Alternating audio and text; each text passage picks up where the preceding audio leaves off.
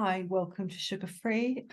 This is your reading for Saturday, the 9th of December, 2023.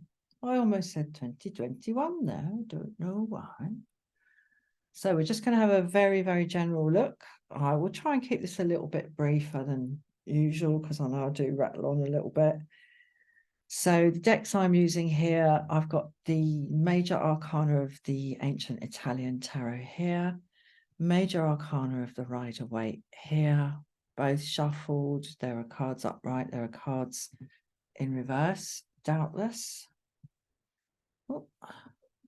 And here I've got the Minor Arcana of the Rider-Waite split into its suits. So as far as I know, we've got the Pentacles, the Wands, the Swords, and the Cups. Or if I've messed it up, they're in the other order. So I'm going to pull 3 from the Ancient Italian Tarot. Just one last little shuffle. And then I'm going to clarify each of those Major Arcana cards with one from each suit of the Minor Arcana to sort of drill down into it a little bit. So let's have a little look. Right. 3 Major Arcana. I take reversals in the Major Arcanas. I'm not going to take reversals in the minors today.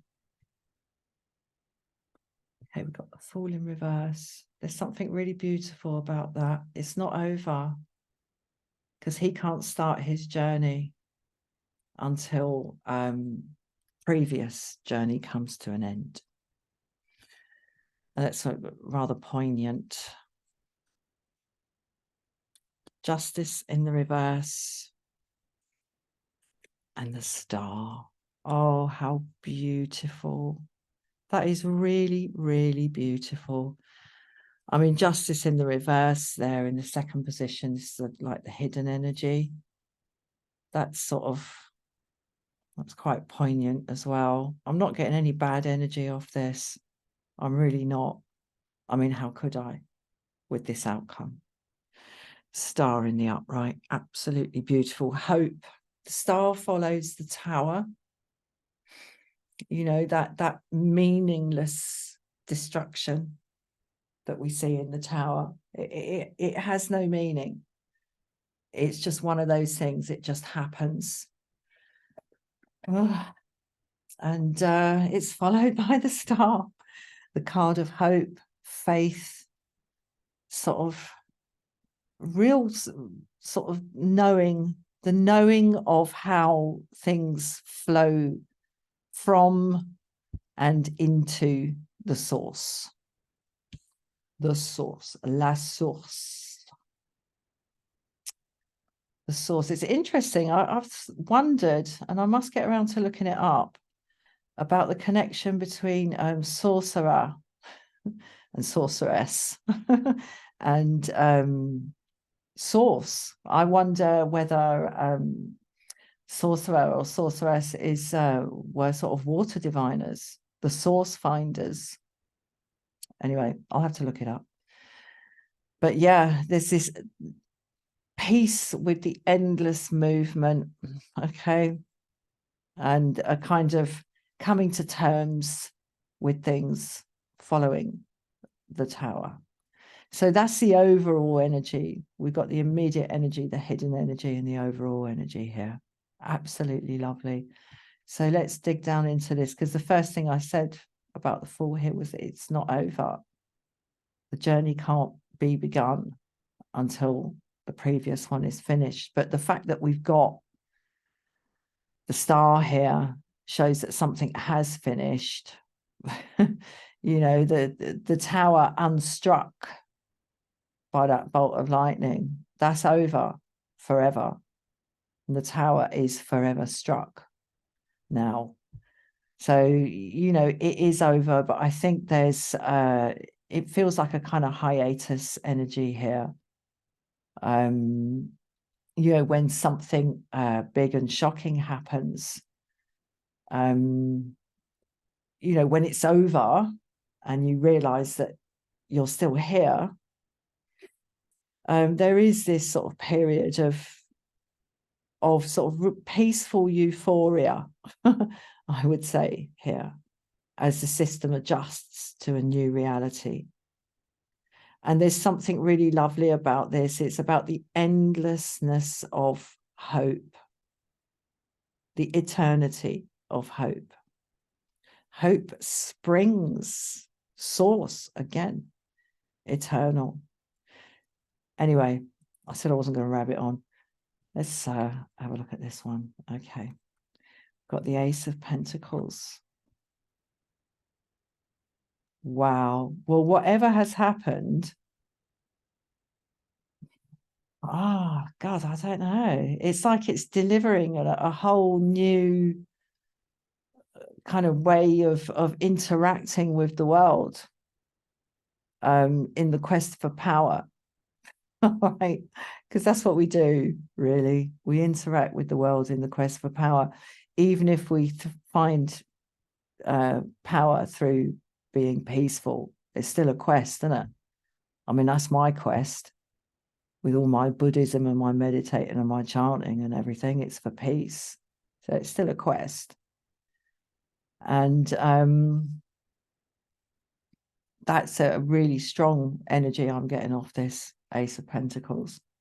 I kind of almost wish, because that did come out in the reverse, so I'm just going to take that into consideration.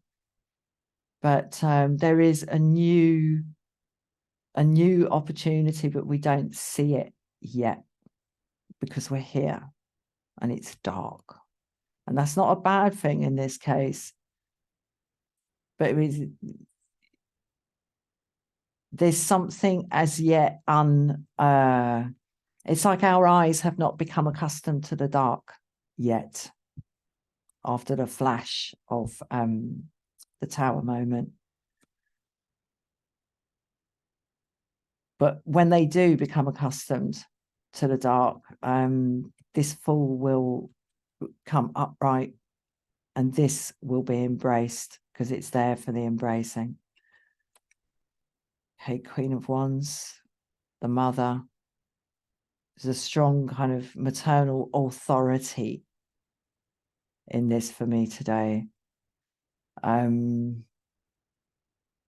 Maybe she is a distraction and perhaps a welcome one.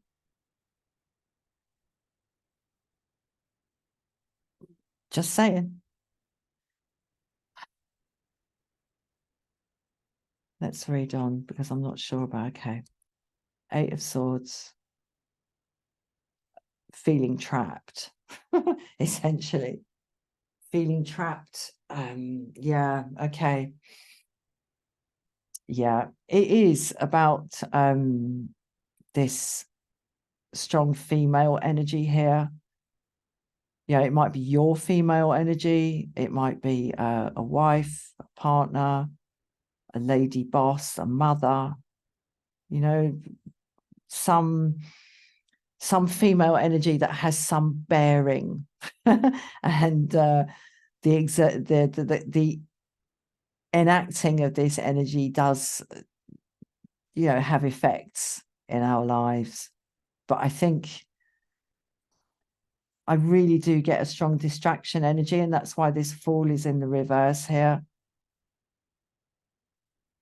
And this is almost like a welcome kind of enclosure and being kind of, well, having the sense of being surrounded and not being able to, start a new journey. But there's a willingness to do that at the moment, and fair enough. Fair enough. It's too soon. It's too soon, but this is coming. It's like something here with this feminine energy, this feminine authority of the Queen of Wands. You know, she's not particularly sentimental. She's quite hard-nosed. And yeah, she's not a sort of particularly soft energy here. And that is keeping us in this this sense of being this sense of having to work something out about this, about her. But yeah, it feels a bit like a welcome distraction at the moment as we adjust to this new reality. It's going to be interesting to see what we've got here in the hidden energy. Anyway, here's the cup card. Yeah, look at this. This goes way, way back, whatever this is. And that goes with this power. You know, this is a long-term thing. Look at that. Oh no, I thought I had that up the other way. So yeah, this roots right back into the past, and there is a kind of sweetness about it, but it's a bit of a holding pattern. It's a holding pattern, and I'm kind of not surprised because there has been a tower moment. We know that because the star is here. So you know, when it's as fundamental as Fool energy, the zero card, when that is imbued with this sweetness of old, long held like connections and bonds here, yeah, that's it. It's something big. It's big. So we'll focus on this. Okay, that's the choice that's being made here, and I don't knock it for what it's worth. Let's have a look at justice in the reverse here.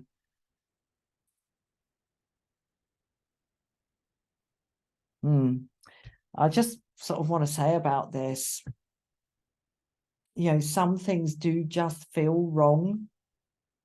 And, you know, if a tower moment has occurred in the context of new start cards as powerful as the Fool and the Ace of Pentacles, if something that feels unjust has occurred in that arena in the context of this tower moment, this implied tower moment here,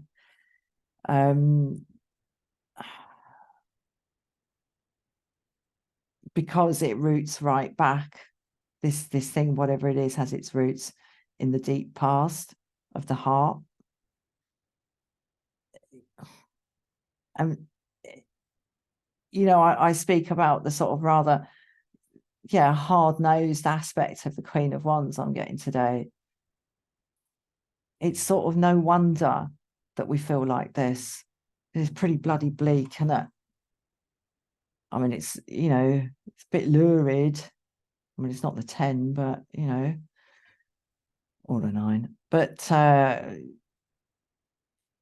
in another way, there's something ridiculous about this, because she isn't actually enclosed, but she feels it.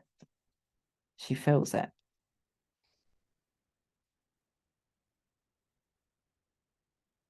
And that feeling of being enclosed or imprisoned is reflected here in justice in reverse. So let's dive down into this. Okay, I'm going to be consistent.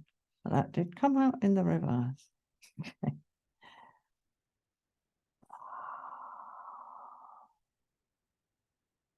Again, it's distraction energy.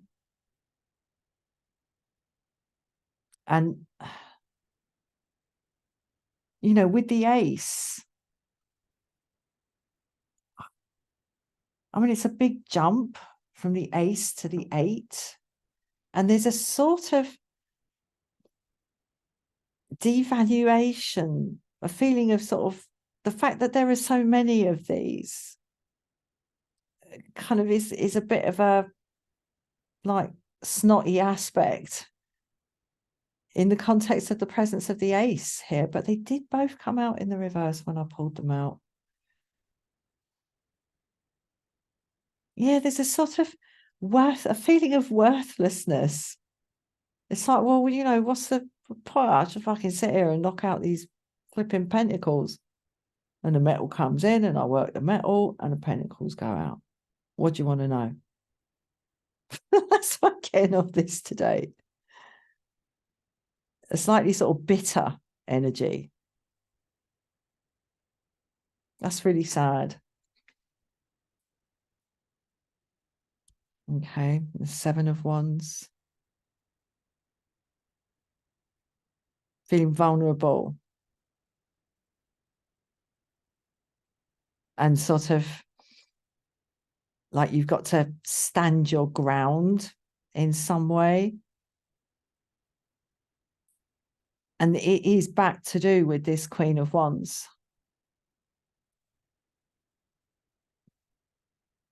It's this really sort of rather sad energy here. I mean, this is just kind of stuck and rooted in the past.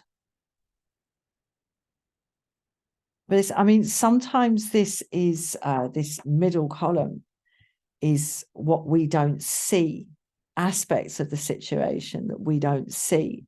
But sometimes it's a kind of snapshot of the deeper sacral root kind of energy for whoever is watching, dear viewer, dear listener. And that's what I'm getting off this today. It's not particularly comfortable. And I think there's a sort of PTSD thing going on here. I mean, when one is subject to some sort of a tower moment that like comes out of fucking nowhere, nobody could have foreseen it. Nobody's made it happen. It just happened, and it's really big. There is a sort of dehumanizing and devaluing aspect to that, you know, because we try to sort of live our lives the best we can and in the ways that we think will make us happy, and you know, we put a lot of effort into it, and then this thing just comes along, this meaningless like cudgel. And it does leave us feeling, you know, lesser than we were, because we realize how subject we are to what happens and sort of feeling, yeah, vulnerable. It's, you know, it's not surprising, especially when it roots back into the 6 of Cups.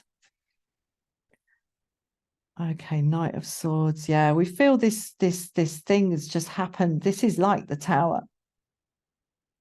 You know, this really swift kind of emissary of change here. We didn't see it coming, and what it brought. Yeah.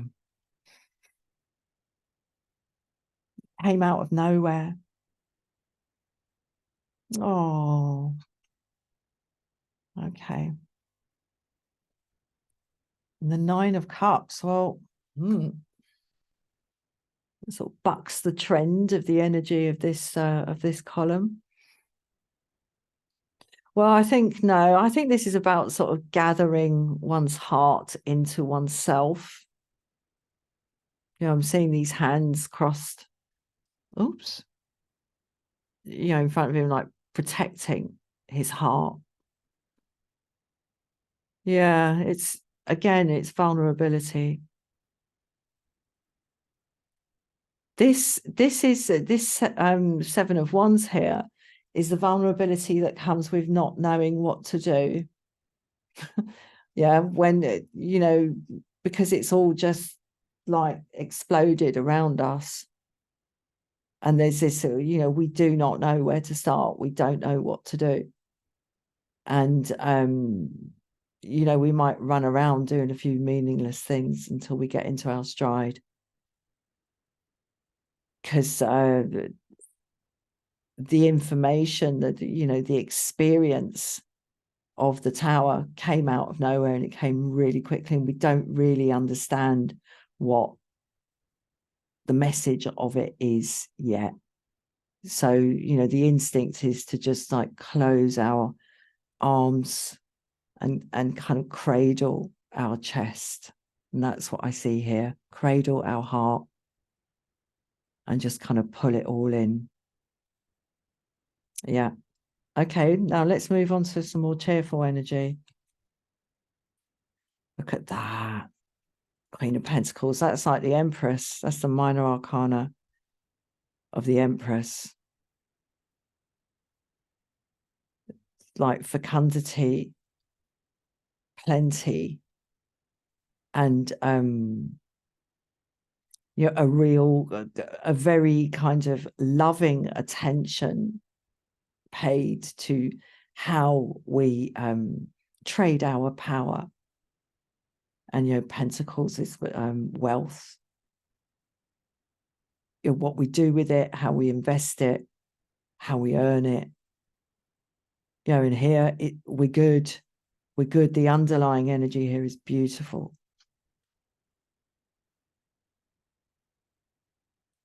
This Queen of Wands is there's a kind of dragging effect,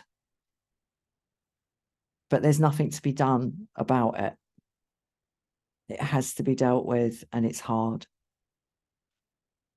And we feel compelled.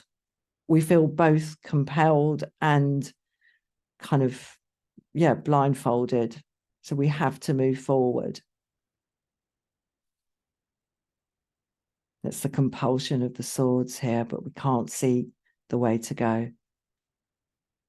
And it's tugging and tugging at us. But big energy is really nice. Okay. 5 of Wands. I think that came out in the reverse. But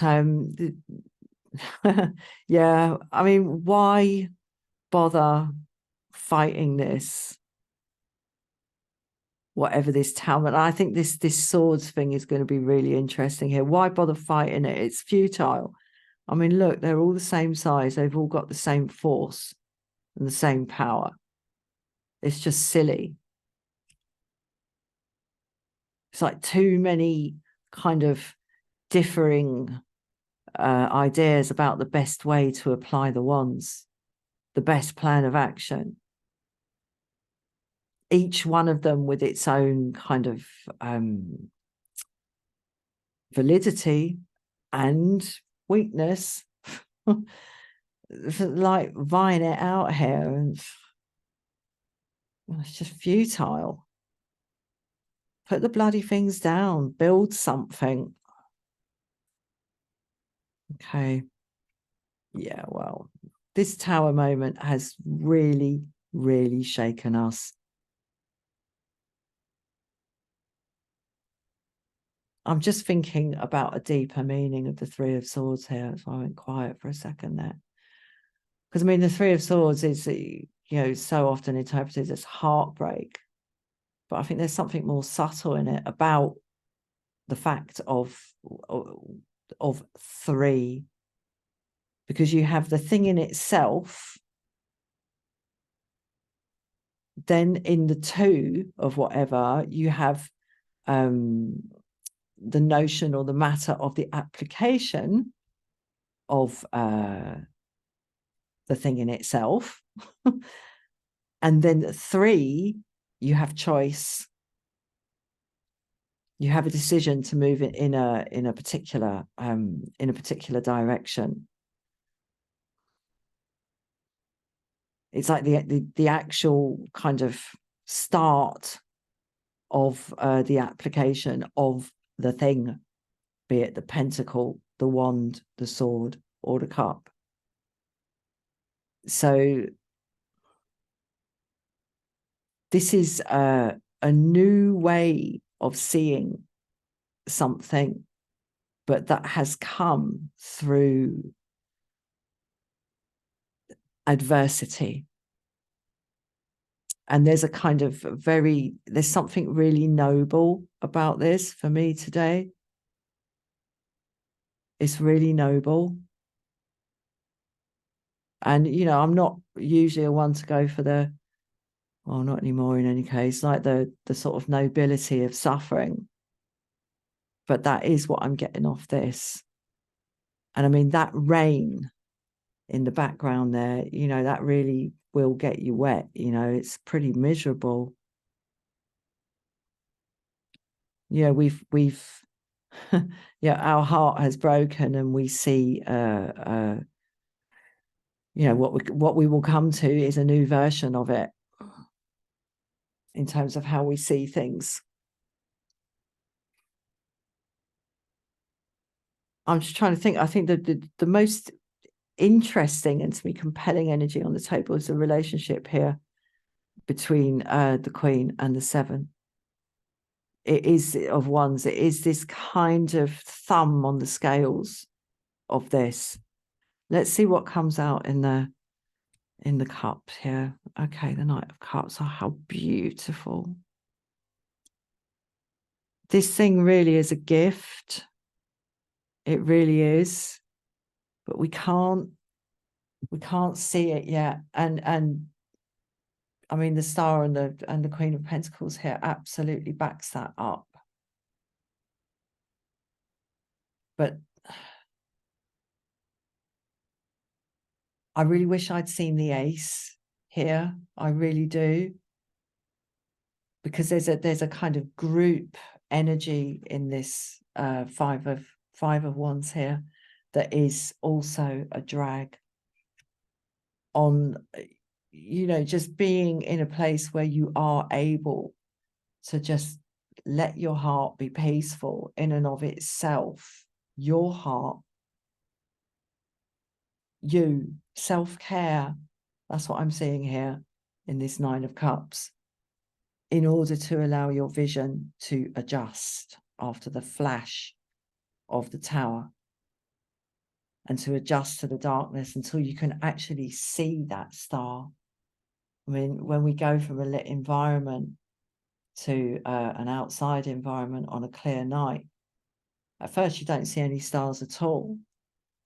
And then bit by bit by bit. I'm going to pull an oracle card to sort of see, because I'm not getting any like prediction of like, oh shit, you're going to get your heart broken. That's already happened. Right? And it's already happened. And, you know, it's causing some pain. It's coming from nowhere. Shock. We're shocked. Right, hold on a sec. Sorry, I'm just getting the oracle. Was this the one I thought of? No. Sorry, different oracle. Right, I'm going to pick one from Wild Kuan Yin. Okay, Kuan Yin being a kind of Mongolian steppe version, Mongolian plains version of Green Tara, the Tibetan Buddhist goddess.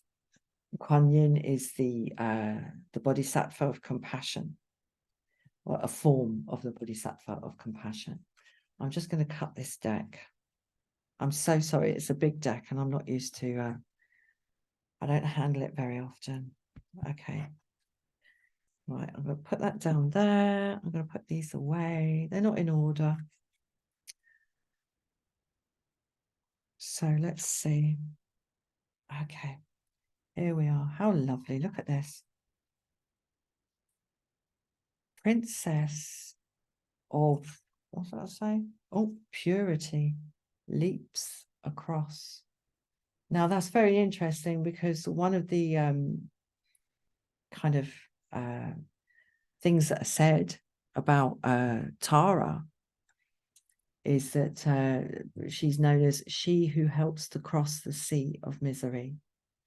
And here we've got that that sea being leapt in one leap, in one big leap. And I mean, the leap is fueled by compassion, and that's why it's pure. Princess of purity. Yeah, this is nothing to do with her status as a woman. This is to do with, look at that blue light. That's off the camera. Oh, that looks quite nice, doesn't it? Oops. I'm going to ignore it now. That's why it's pure. That's why she's the princess of purity and not the princess of hope or the princess of, I don't know, happiness or something. She's princess of purity. This purity of motivation is rooted in compassion. And oh God, what can I say? You know, in this quite uncomfortable energy of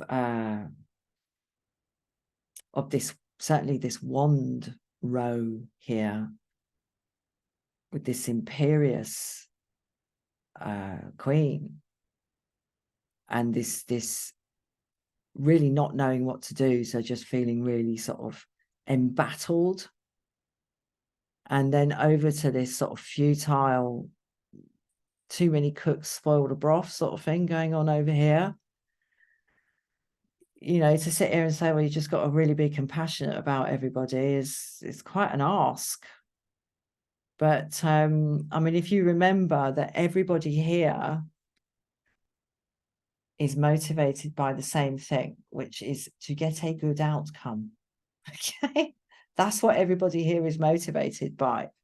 It's just everybody's got different ideas about what that constitutes. And it's a drain. It's just a drain, really. But sooner or later, this kind of has to be seen. And then this Nine of Cups here, sorry, with cradling his heart, because it goes back such a long way, all this, then he can stand up and pick one of those cups up and ride out with it here. And it's not a million miles away, the setting in which that can happen. It's not a million miles away, because she's leaping, you see. She's not trudging through the flipping snow. She's picked up her dress there, and she's absolutely sure of leaping across. And so it's a big ask, but it's absolutely doable. Clearly. I mean, she's not going to land in the water, and she knows that. So harnessing the what they call in Tibetan Buddhism the weapon of loving kindness, and you can jump over this wand energy. Let yourself like get wet in the rain here as you take in the new like surroundings, the new shape of things. Then you will be in a position sooner than you think to leap across. At which point that Fool in reverse becomes upright. Right, I'm going to leave that there. Thank you so much for watching. I'll see you again soon. Bye-bye.